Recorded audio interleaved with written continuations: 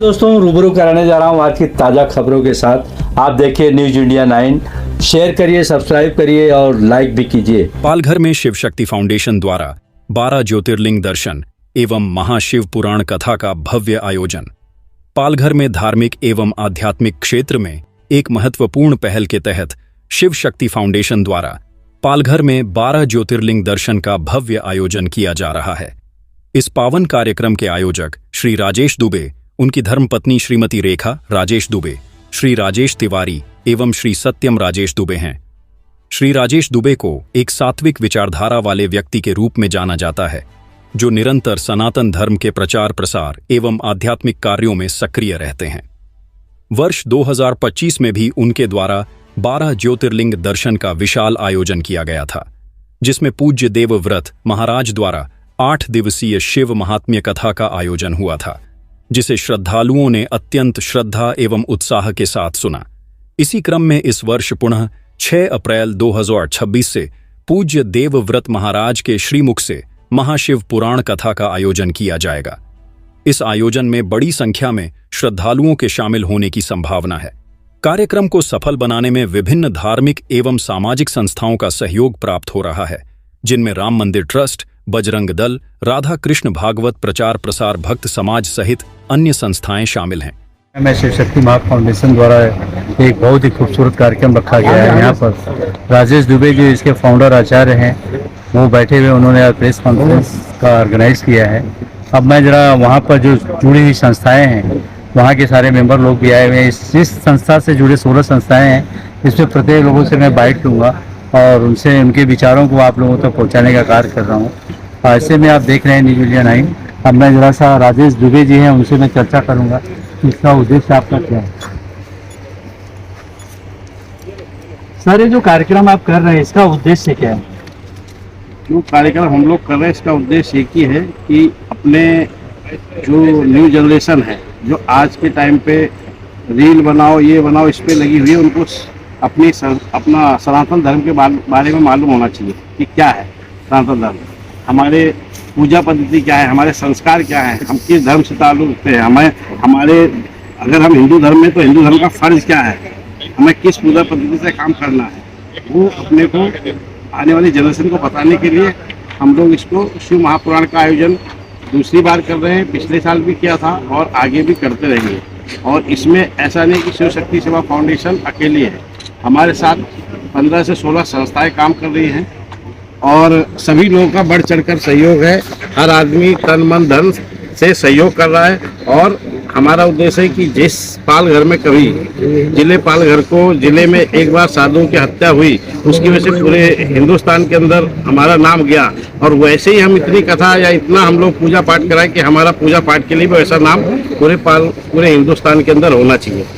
इसमें सभी संस्थाएं, यहाँ के हर पालघर के वासियों का सहयोग है और हर व्यक्ति बढ़ चढ़कर इसमें पिछले साल भी भाग लिया था और मैं अनुरोध करूंगा इस बार भी वो लोग बढ़कर चढ़कर भाग लें।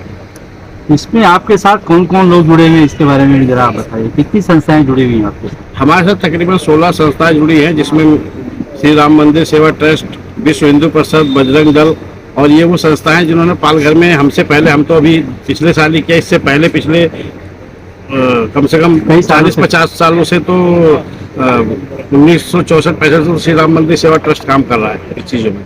तो हम लोग सब लोग जुड़े हुए हैं, सबको एकता करके लेके चलने का विचार है। इसी बहाने सब लोग अपने मंच पे आते हैं, एक साथ मिलते हैं, जुलते हैं और व्यक्तिगत भावनाएं जुड़ी रहती है लोगों से कि हाँ हर साल हम लोग मिलेंगे और एक सनातन धर्म का प्रचार करते हैं हम लोग। हमारे इस संस्था से जुड़े राम मंदिर के कुछ लोग हैं जो ट्रस्टी लोग बैठे हुए हैं यहाँ पर।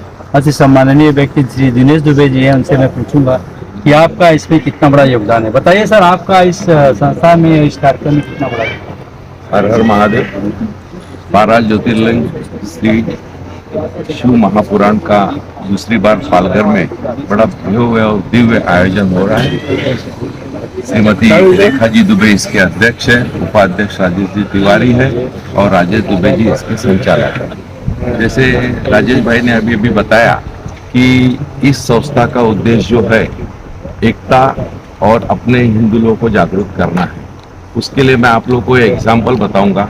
आज से 1.5 से 2 महीने पहले गाजियाबाद में एक घटना हुई थी 3 लड़कियों ने, जिनकी उम्र 12, 14 और 15 वर्ष की थी, रात्रि 2 बजे उन्होंने जो सुसाइड किया था, उसका वजह थी केवल एक मोबाइल।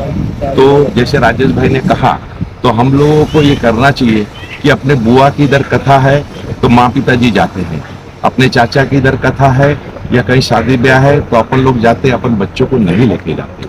तो इसका जो एक गलत जो इम्प्रेशन बच्चों लोगों पर गया है, या तो फिर उनको अपन धर्म काम में नहीं लेके जाते, तो मैं चाहता हूँ कि इस तरह की ये बड़ी भव्य और दिव्य शिव महा कथा का आयोजन यहाँ पर हो रहा है, उसमें अपन माँ पिताजी, बहन भाई, भाभी, चाचा, मामा, मामी सब लोग अपने बच्चों के साथ आए और ये कथा का लाभ ले, कथा सुने और अपने बच्चे को भी कथा में जाने से उसका क्या परिणाम होता है, नहीं होता है, बच्चे को जागरूक करना ये अपनी सिलसिला है।